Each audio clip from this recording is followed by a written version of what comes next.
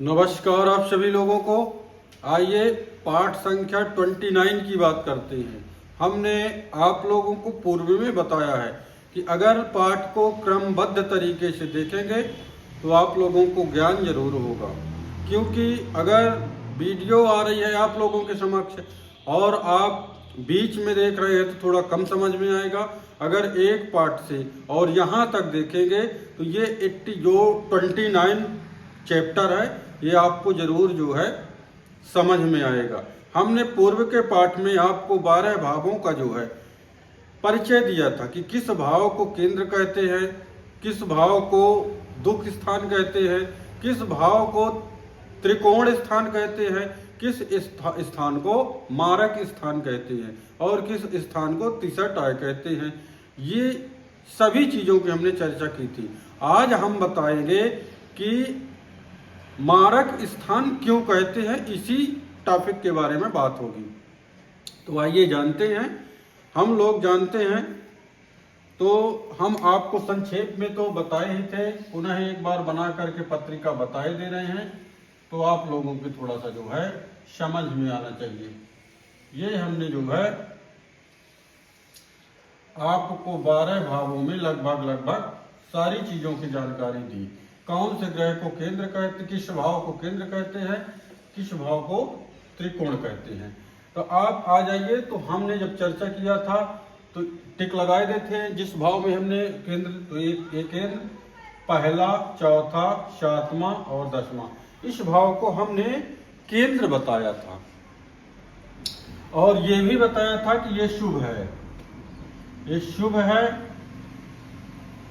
लेकिन पूर्व के पाठ में हमने आपको बताया था कि केंद्र के जो स्वामी होंगे वो अपनी शुभता को कायम रखने में बरकरार नहीं रहेंगे। कौन? इसके स्वामी की चर्चा हुई थी। भाव तो ऑलरेडी शुभ है, कंडीशनल है, इसलिए हम सी लिखे दे रहे हैं तो आप लोगों को ज्यादा समझ में आएगा। अब चूंकि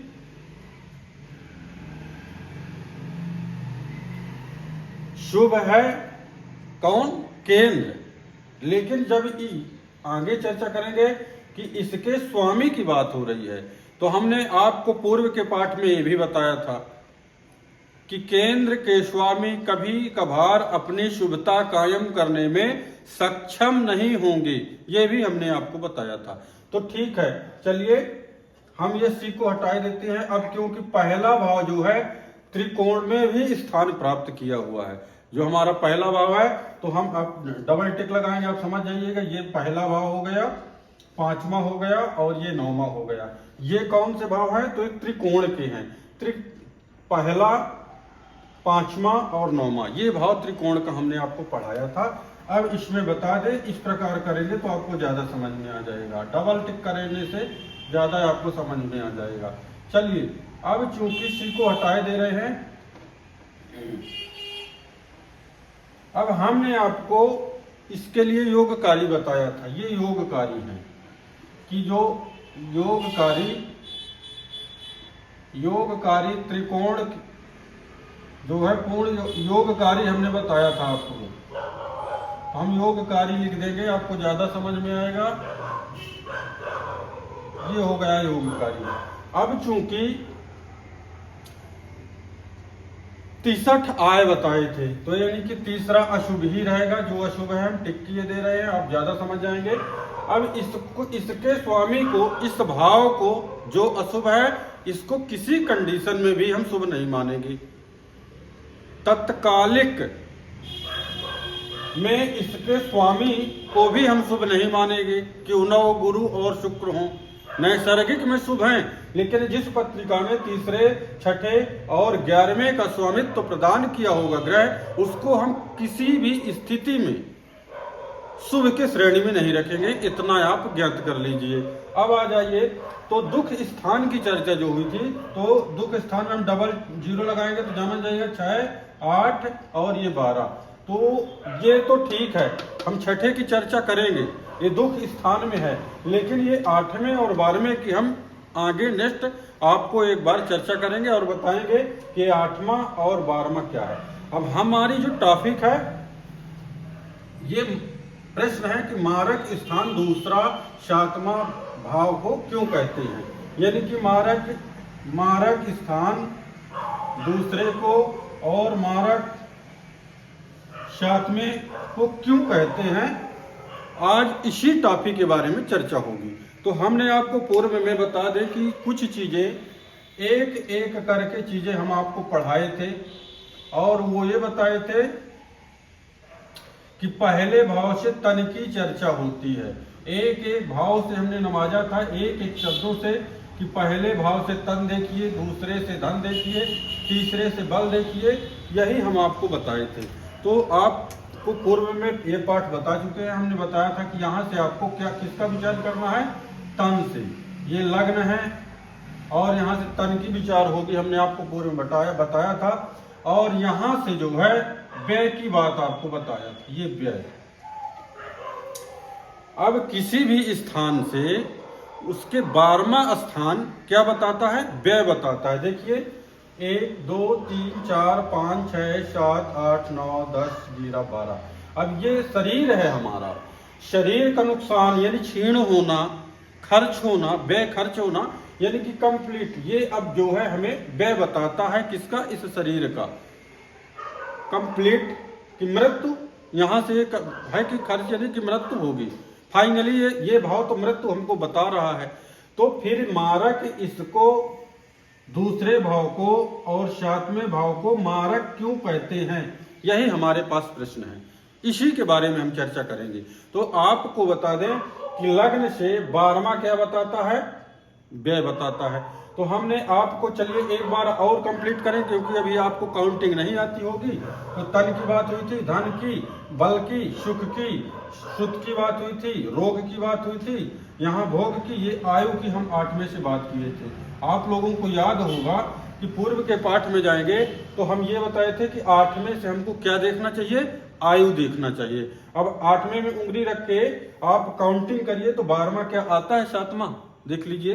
तो 1 2 3 4 5 6 7 8 9 10 11 12, ये देखिए ये 7वां भाव जो है तो हमें जो है 8वें की क्या बताता है, व्यय बताता है। यानी कि 7th हाउस जो है, 7th हाउस हमको क्या बताता है, तो 8वें हाउस का जो है, 8वें हाउस का हमको जो है व्यय बताता है, यानी आयु का ये भाव हमको क्या बताता है, व्यय बताता है।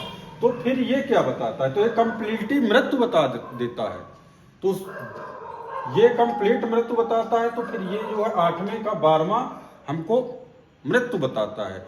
तो अब जब मृत्यु बताता है इसीलिए इसको मारक स्थान में रखा गया। और 7वें में मारक आप देखेंगे एस्ट्रोलॉजर की जो लैंग्वेज होगी उसमें देखेंगे कि ये मार्केश की दशा आ गई, मार्केश की अंतर आ गई, केंद्र त्रिकोण की दशा आ गई। इस प्रकार की भाषा आगे हमको देखेंगे कि हम इसका प्रयोग करेंगे। तो आप लोग, हम जरूरत समझते हैं कि आप लोग समझते होंगे। अब ये जो भी जातक होगा तो ये बहुत ही कठिन जो है तो प्रसंग है। सब्जेक्ट ये इस प्रकार का है कि जैसे समुद्र में सुई गिर जाए और उसको खोज के किसी को देना, इतना कठिन ये जो है सब्जेक्ट है। तो हम उम्मीद करते होंगे कि इसको आप क्रमबद्ध तरीके से समझते होंगे। तो आप लोगों को ये समझ में आ गया कि 7वें को मारक क्यों कहते हैं। क्योंकि आप चाहे 2 शब्द लिख सकते हैं कि भाव का, यानी कि जिस भाव की हमको व्यय देखना है, नुकसान देखना है, तो वहां के स्थान से 12 का भाव उसके व्यय बताता है। तो देखिएगा 8वां आयु हम बताए तो 1 2 3 4 5 6 7 8 9 10 11 12, ये आ गया। 7वां हमको 8वें की व्यय बता रहा है, यानी हमारे आयु का जो है नुकसान कौन, 7वां बता रहा है। तो हमें तो ये कंफर्म हो गया कि ये 7वां भाव जो है मारक स्थान हम लोग समझ गए। परंतु दूसरे को कैसे समझे, दूसरा क्यों बताता है। तो एक पराशर का श्लोक है, सिद्धांत है, आप इसको समझिएगा। ये पराशर में लिखा है भावक भावक भावम। अब ये क्या है, इस सबसे पहले तो आप ये जानिए कि ये है क्या। तो इसका मतलब होता है भाव से भाव तक। सरल भाषा में कहें आप लोगों के तो इस भाव से भाव तक। तो देखेंगे 1 2 3, तीसरा क्या बताता है हमको? बल बताता है। तो यहाँ जब ये बल बताता है तो 1 2 3, यानी कि ये भी बल बताता है हमारे संतान का है, शुद्ध का। हमने प्रेम की बात की थी नेक्स्ट, लेकिन ये शुद्ध का है। तो ये अगर हमारा बल बताता है तो ये संतान है, तो तीसरे से तीसरा भी क्या हमें बताएगा? बल बताएगा। ठीक इसी प्रकार ये यहाँ से चौथे से हमने आपको पूर्व में क्या बताया था कि यहाँ से सुख देखते हैं, सारी चीजों का सुख यहाँ से देखा जाता है। सुख जो है सुख है। तो अब जब ये चौथा सुख बताता है 1 2 3 4, ये हमारा सुख है, हर एक प्रकार का सुख। तो 1 2 3 4 ये सातवां भाव भी हमको सुख बताता है। तो ये भावत भावम का सिद्धांत है, ये इस अर्थ है भावत भावम का, ये कि हम भाव से भाव तक। तो चलिए देखते हैं, ये हमारा 8वां है। अब 8वें से हम 8वां देखते हैं। तो काउंटिंग करेंगे 1 2 3 4 5 6 7 8। ये हमको जो है तीसरा भी आयु का जो है हमारे निर्णय करेगा, आयु बताएगा। और जब ये आयु बताएगा तो 1 2 3 4 5 6 7 8 9 10 11 12, दूसरा हमारा कौन होगा? 12वां होगा। किसका? ये तीसरे का 12वां होगा, इसलिए दूसरे को भी मारक स्थान कहेंगे। इस नियम से, भावत भावम के नियम से दूसरे स्थान को भी मारक स्थान कहा गया है। इसीलिए हम आपको बता दें कि सरल होगा समझना कि ये अगर आयु हमारा यहाँ से 8वां बता रहा है तो 8वें से 8वां क्या बताएगा? तो 8वें से 8वां भी तीसरा हमको जो है आयु बताएगा, और 8वें तीसरे का 12वां होता है दूसरा। ठीक इसी प्रकार 5वें से हमको संतान की या प्रेम की चर्चा होती है। 1 2 3 4 5, तो 5वें से 5वां भी हम हमारे लिए जो है प्रेम बताता है। 1 2 3 4 5 ये जो है बताता है भाव, 9वां भाव। तो हम आपको ये उम्मीद करते हैं कि आप पाठ को क्रम तरीके से समझते होंगे, और हम नेक्स्ट इसी प्रकार समझते हैं। आप लोग शेयर सब्सक्राइब करिए चाहे ना करिए, लेकिन अगर पाठ को क्रमबद्ध तरीके से पढ़ेंगे तो आपको ज्ञान होगा, और ज्योतिष समझने में आपको बहुत ही सरल, लोगों को भी बताने में सक्षम होंगे कि ज्योतिष क्या है। होरा पराशर में उपाय लिखे हैं, लेकिन शास्त्रीय विधान से लिखे हैं। अगर हम लोग मांगलिक है, ढैया है, साढ़े सातिक है, इसमें अगर ज्योतिष कर रहे हैं तो मानिए कि हमारा जो है ज्योतिष वहीं तक सीमित हो जाएगा। इसलिए हम लोगों को ज्योतिष की गरिमा बनाए रखना है। तो हम जो पाठ्यक्रमबद्ध तरीके से देते हैं तो आप लोग पढ़ा करिए। वीडियो जो बड़ी हो जाती है तो उसको 1 बार 2 बार सुनने में आपको लाभ होगा। हम नेक्स्ट पार्ट में बताएंगे। बहुत बहुत धन्यवाद।